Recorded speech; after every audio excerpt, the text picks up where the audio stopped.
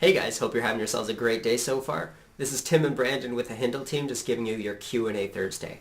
The topic we'll be covering this week is actually how to sell your home fast and for the most amount of money, excluding pricing of course. So now, just to jump right into it, the most important thing is actually determining the best time to sell your home. Now this doesn't necessarily mean a seasonal difference. Obviously there are differences in selling your home in spring versus fall. But the most important thing to consider is your family, and doing what's best for them. If your kids are in the middle of a school year, you're probably going to want to hold off until they at least finish that, or maybe even waiting a year or two until they finish and move off to university. Or in terms of changing jobs, these can all be big factors and considerations to make, but they're all something that you should do, and you should obviously consult your family before you even speak to an agent and make sure that what you're doing is best for you and your family. Yeah, and you know what? The second most important factor really is preparing your home for sale, and that's all the work that you have to do leading up to the actual home sale. So this is obviously speak to your agent first beforehand. Where Tim was saying you have to have the timeline kind of figured out. At that point, you can go and talk to your agent, and they can give you a lot of great tips and hints for preparing your home for sale. This is the exterior of your home, making sure it looks great. Gardens are pristine. Walkways are clear. There's no weeds sticking up. There's no peeling paint on anything on the exterior. And then on the interior, it's making sure that you've got a fresh coat of paint and it's clean. And really, the main things are decluttering, depersonalizing, and cleaning the whole property. So that's exterior and interior. Mm-hmm. And that kind of delves into what Tim will go into in a second, which is the most important things are first impressions. We always talk about first impressions with our clients. Really, you want to make sure you're impressing people in the first 8 seconds. That's really kind of your window. Now people have less attention span than a goldfish.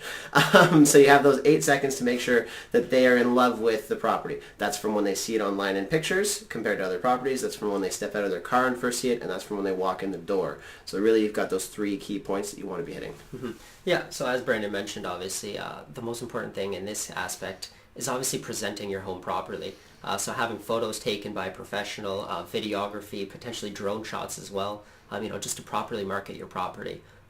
You can take photos yourself, but realistically, a professional knows how to market your home a lot better than you will in terms of the photos. They'll know how to maximize the size of your rooms, the lighting in these rooms, just so before someone's ever walked this property, they can already see themselves inside it. Because realistically, if they look at this property and they're not a fan of the photos, they're never going to even drop by. So all that hard work you put into decluttering, depersonalizing your home is just going to go to waste if no one's even willing to show up and look at it. So that's probably your most important thing to do. Mm-hmm. And you know what, leading into that, so now that it looks great, your home's fantastic, and the people that see it really want to come and visit it, you want to make sure you got as many people as possible seeing that home. And that's where we work on different marketing strategies to get it in front of as many possible buyers as you can. The old real estate agent might have come and take pictures on their phone, gone back to their office, put your listing up on the MLS and waited for other agents to show it. And you know what? That did work for a long time. But that doesn't work as much anymore when you have to be competitive compared to all the other listings, especially in a market like we have today. So really making sure you're using creative and adaptive marketing, which is focusing on using some Facebook advertising. So that's putting your listing out to people and the right people. So kind of having a persona of who your buyer might be and marketing your home to those people. And then other things like we're doing with social media campaigning and other things where we're drawing as many eyes as possible to our website. And then those eyes are then seeing your listing as well. So really you want to have someone that's working on a bunch of different strategies to bring your house to the forefront of a buyer's mind, and as many as possible. Mm-hmm. Yeah, so following that, another important consideration to make is selling your house with successful showings. You want to make sure that your home is ready and presentable at all times. So when people are walking through this place, it looks nice, it looks neat. You want to remove, the dish towels that are still out. You want to remove the dirty dishes. You want to make sure that the person walking through this home can have it move and ready, right? They walk through this home and they could buy it today, walk in, and have no problems with living here and making it their own space. So just making sure that it's proper and all organized for a potential buyer at all times is a very important thing, because some people will want to come in and give you 2 hours notice, and often you do have the option to say no and give them a limited amount of time. But if you're trying to get your home sold quickly, sometimes you might want to let those people come through anyways, so having it always ready is good. And really the key point in that is just being as accommodating as possible.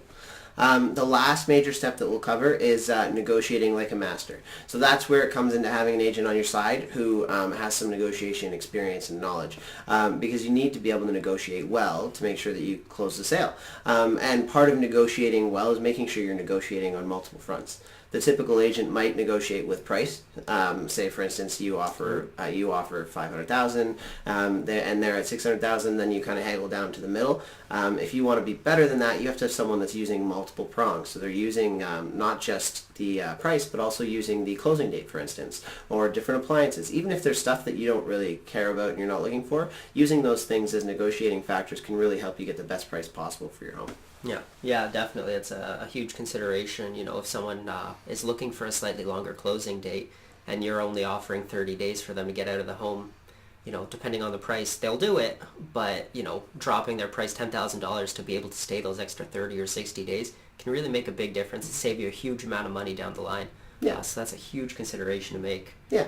And so, you know what, that wraps up our Q&A Thursday for the day. There's a lot more on the topic, clearly, but you can find a lot more of this information online through our guides and through our blog as well, where we've written really in-depth posts about this. But we don't want to take up too much more of your time, so if you have any questions about how to sell your house fast, make sure you reach out to us or leave a comment below, and we're happy to address anything that you're looking for. Yeah. Thanks so much for your time, guys. Hope you enjoyed it, and talk to you soon.